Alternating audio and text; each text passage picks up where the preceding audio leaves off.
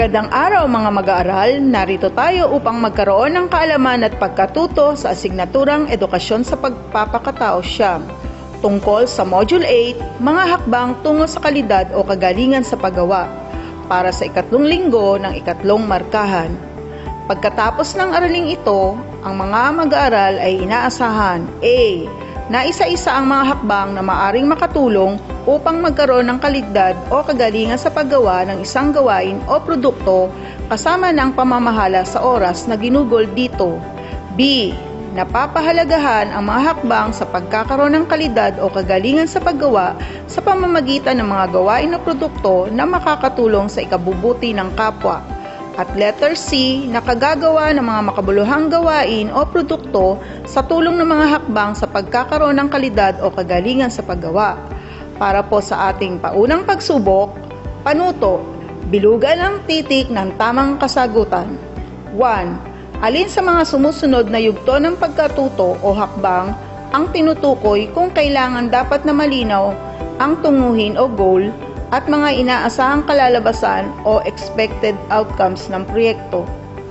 A. Bago ang paggawa. B. Habang ginagawa. C. Pagkatapos gawin ang isang gawain. Letter D. Pagkatapos gawin ang lahat ng gawain. Ang tamang sagot, A. Ikalawa, sa ilalim ng pagkatuto habang ginagawa, mapapadali ang pagsasakatuparan ng mga tunguhin sa pamamagitan ng pagtatala ng mga konkretong hakbang. Alin sa mga sumusunod ang halimbawa nito? A. Maisagawa ang proyektong napili at mga posibleng kahaharaping problema at solusyon sa mga ito. B. Mapanghinaan ng loob sa mga gagawing produkto o gawain. Letter C. Mag-aksaya ng maraming oras sa paggawa. Letter D. Makagawa ng kamalian sa mga gagawin. Tamang sagot, A. Ikatlo, magiging madali ang paglalapat ng solusyon sa mga suliraning kakaharapin dahil ito ay napaghandaan na.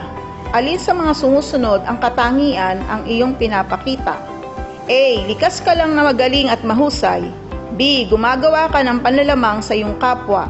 C. Magaling kang sumunod sa mga hakbang na may buong pagmamalaki. D. May tao o opisyal na nalapitan na handang tumulong sa gagawing proyekto sa mabuting paraan. Tamang sagot, letter D. Number 4. Ano ang nararapat mong gawin kung ang resulta o kinalabasan ng gawain ay hindi naging matagumpay? A. Iasa sa iba baka mas alam nila ang gagawin. B. Pabayaan na lamang ito at ibigay sa iba pa upang ipagpatuloy. C. Bigyan ng pagkakataon iba sa paggawa ng iyong dapat gawin. D. Gumawa ng iba pang paraan o baguhin ang pamamaraan ng naaayon sa kabutihan. Tamang sagot, D. Kalima, kung sakaling ang resulta ng gawain ay hindi kaaya-aya, ano ang nararapat mong gawin? A. Huwag nang ipagpatuloy baka magkamaling muli. B. Gumawa na lamang ng ibang gagawin at iasa sa iba. C. Itanong sa ibang tao ang nararapat gawin baka makatulong sa susunod. And letter D. Gagamiting basehan ito sa pagpaplano at pagpapaunlad ng susunod na gawain. Tamang sagot, letter D. Para po sa ating balik-aral, sa paanong paraan nakatulong sa iyo ang mga indikasyon na may kalidad o kagalingan sa paggawa sa pang-araw-araw na pamumuhay? Ang posibilidad na sagot, pagsasabuhay ng mga pagpapahalaga. Dahil sa kasipagan kong taglay, kinakaya kong sagutan ng buong husay at katapatan ang mga module ng iba't ibang asignatura. Nararapat na maging maayos ang pagsasakatuparan ng mga hakbang o yugto na dapat isalang-alang sa paggawa dahil ang mga ito ang nagsisilbing susi sa pagtupad ng iyong layuning makagawa ng isang mahusay na produkto o serbisyo o gawain. Kaya ating gawin ang mga sumusunod. Gawain 1. Panuto. Pagsunod-sunurin ang mga hakbang sa pagbuo ng pinapangarap mong tahiing damit. Lagyan ng bilang 1 hanggang 5 ang patlang ayon sa iyong pagkakaalam. Narito ang mga hakbang. Una, gamit ang tape measure, sukatan ang mga mahalagang parte ng katawan para sa haba ng manggas katawan paligid ng katawan at iba pa. Sumunod, pumili ng disenyo ayon sa iyong gusto at budget. Ikatlo, gumawa ng pattern o gupitin ang inihandang tela. Ikaapat, isukat at ipakita sa magulang kung ayos na at i-repair o i-adjust pa kung kinakailangan. At para sa ikalima, tahiin at tapusin ang damit ayon sa tinakdang araw. So, ayon sa pagkasunod-sunod, isulat ang bilang 1, 2, 3, 4, 5. Bibigyan kayo ng 2 minuto para gawin ito. Ang mga tamang sagot ay number 2, number 1, number 3, number 5, number 4. Kapag tama kayong lahat, kayo po ay maaari nang makabuo ng inyong pinapangarap na damit, lalo na ngayon sa panahon ng pandemya. Para sa ating pagsusuri, isulat ang mga kasagutan sa patlang. Naging mahirap ba para sa iyo na pagsunod-sunurin ang mga hakbang? Ipaliwanag ang iyong sagot. Number 3. Kung ikaw ang gagawa nito, paano mo ito gagawin o bubuuin? Ikaapat, naniniwala ka bang kayang-kaya mo itong gawin o buuin? Para sa gawain 2, panuto, gamit ang Venn diagram, isulat ang mga bagay o gawain na kaya mong gawin sa loob ng bilog. Sa kabilang bilog naman ay bagay na gawin na hindi mo kayang gawin. So, nandito po ang panuto. Sa kaliwang bilog, mga kaya mong gawin na bagay o gawain. Para naman sa kanang bilog, mga hindi mo kayang gawin na bagay o gawain. As many as you can, maaari ka pong magsulat. At dahil ito ay Venn diagram, nasa gitna po ang kabutihan dulot ng pagsunod sa mga hakbang. Ang pagsunod sa mga hakbang sa pagkakaroon ng kalidad o kagalingan sa paggawa ay tungo sa makabuluhang gawain o produkto. Para sa ating pagsusuri, naging madali ba para sa iyo ang pagsagot sa gawain? Bakit mo nasabi? Ikalawa, upang magawa mo ng tama ang mga nasa unang bilog, may mga hakbang ka bang sinusunod upang magkaroon ng kalidad o kagalingan ang ginawa mong bagay o gawain? Ikatlo, ano-ano ang mga 3 hakbang o yugtong ito?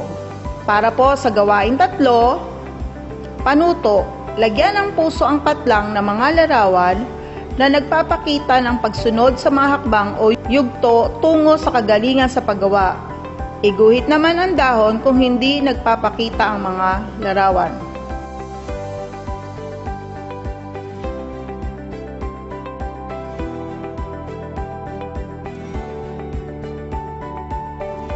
Sa una, kung ang sagot mo ay puso, tama po.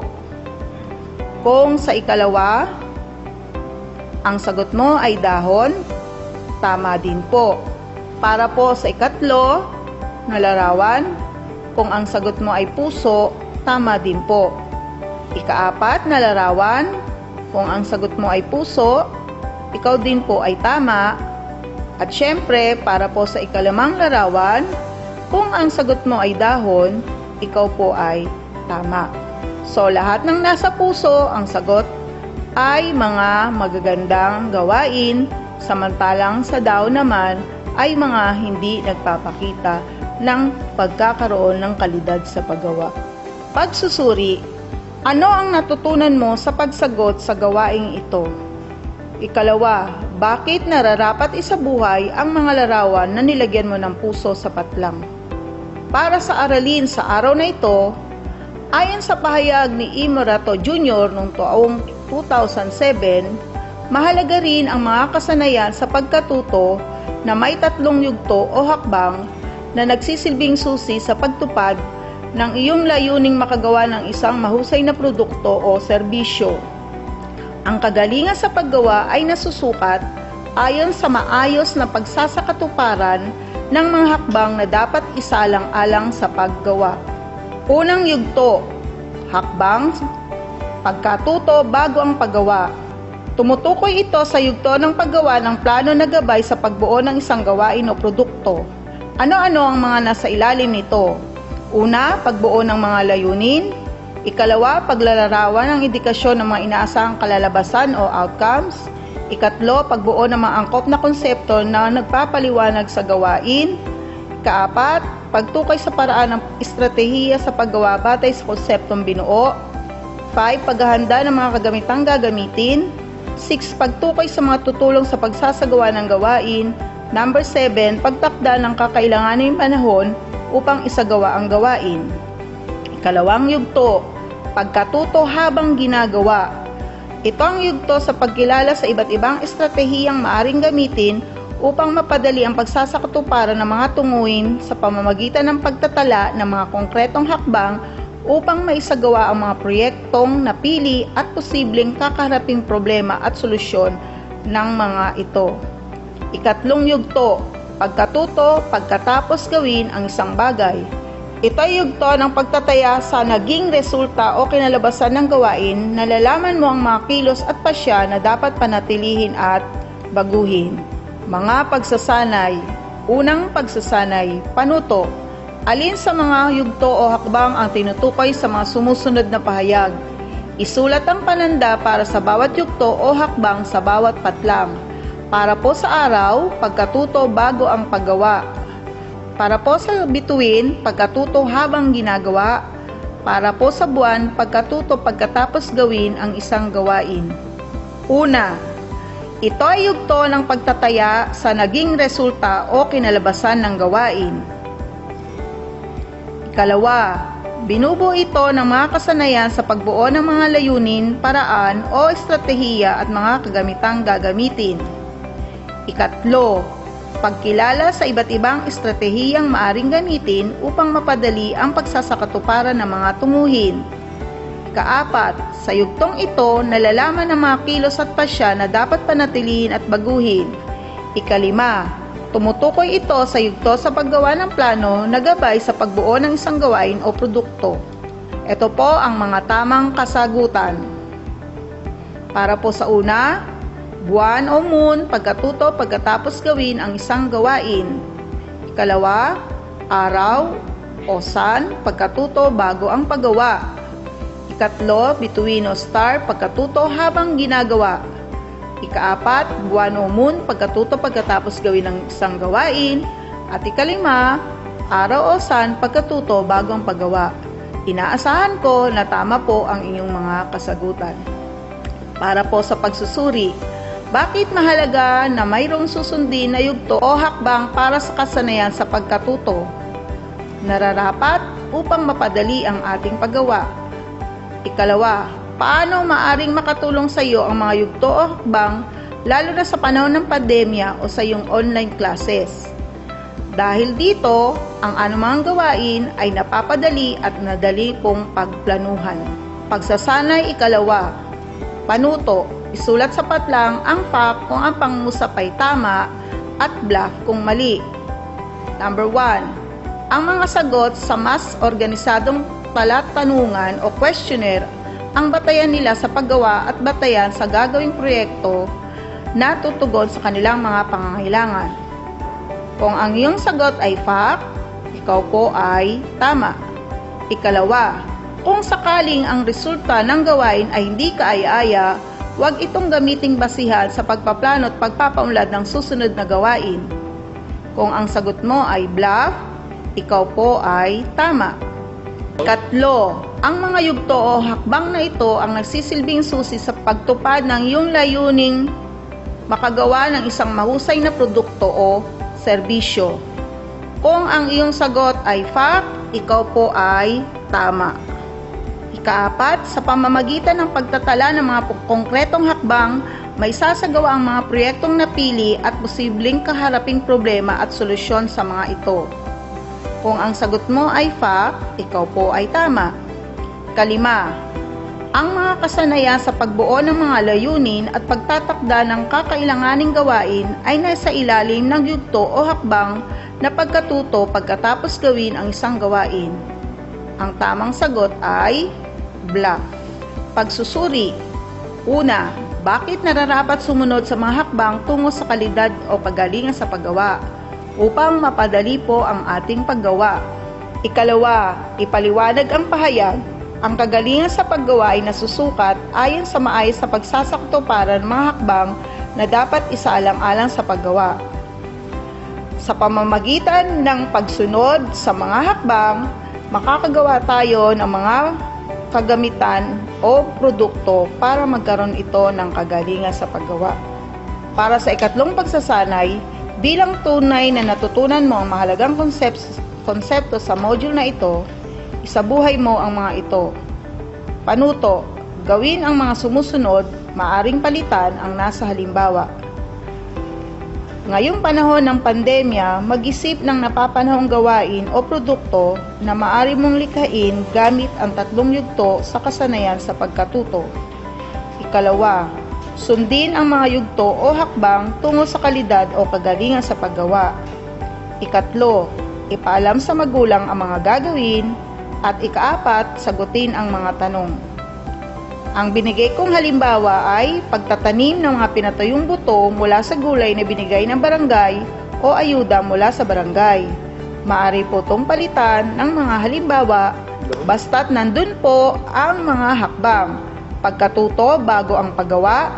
Ikalawa, pagkatuto habang ginagawa. Ikatlo, pagkatuto pagkatapos gawin ang isang gawain.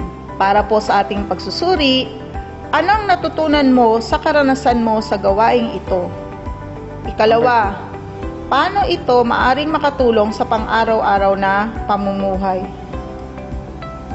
Bilang paglalahat, panuto, kumpletuhin ang pahayag sa loob ng speech balloon.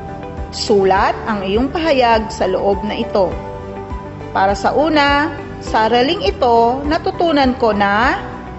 Para sa ikalawa, maisasabuhay ko ito sa pamamagitan ng. At para po sa ating pagpapahalaga, gumawa ng isang liham pasasalamat sa tao o mga taong nakatulong o patuloy na tumutulong sa iyo upang makagawa ka ng isang mahusay na produkto o serbisyo. Ito ang tamang panahon upang mapahalagahan mo ang mga kabutihan nila upang magkaroon ka ng kagalingan sa paggawa. Dahil ito ay nasusukat ayon sa maayos na pagsasakatuparan ng mga hakbang na dapat isalang-alang sa paggawa ng iyong natutunan mula sa kanila. At panapos na gawain, alin sa mga sumusunod na yugto o hakbang ang sinusunod sa bawat sitwasyon? Ito ba'y pagkatuto bago ang paggawa? Pagkatuto habang ginagawa? O pagkatuto pagkatapos gawin ang isang gawain? Isulat sa loob ng bawat kahon. Una, pinuntahan ng mga miyembro ng contact tracing team ang isang pamilya na mayroong kaso ng COVID-19. Ang tamang sagot, pagkatuto habang ginagawa. Ikalawa, naging matagumpay ang gamit ng FB Messenger, Google Classroom at iba pang social platform tulad ng Zoom at Teams sa pagpapatuloy ng pag-aaral sa panahon ng tinatawag na New Normal. Ang sagot, pagkatuto pagkatapos gawin ang isang gawain. Ikatlo, nakalikom ng mga sagot mula sa isinagawang tanong-tanong o obstructive interview sa ilang batang lansangan tungkol sa kanilang pangangailangan. Ang sagot, pagkatuto bago ang paggawa. Apat, nakipagtulungan ang mga opisyal ng LGU sa mga magulang at DepEd upang magkaroon ng mga tablets, gadgets ang mga mag-aaral para sa kanilang online classes.